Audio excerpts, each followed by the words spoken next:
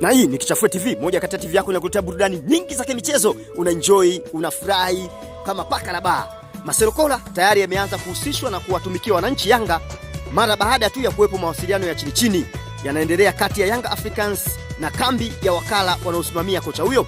Kocha huyo anasifika kwa soka safi la kisasa lenye kasi na umiliki mkubwa wa mpira, huku umoja na nidhamu ya hali ya juu akiwa ndio kipaumbele chake. Lakini pia moja kati ya vitu ambavyo vimemfanya afanikiwe sana akiwa Al Ahly, rekodi za mataji ya kocha huyo: Egypt Premier League title akikusanya mara 2, CAF Champions League akikusanya mara 2, Egypt Cup akikusanya mara 2, Egypt Super Cup akikusanya takriban mara 4, huku International Cup akikusanya mara 1, pamoja na Club World Cup bronze medali akiweza kupata. Hii ni moja kati ya story kubwa sana ambayo inasambaa kwamba wananchi wanataka kunasa saini yake. Hii ni Kichafue TV, endelea kutufuatia kwa makini kujua nini ambacho kinaendelea kuhusiana na story hii.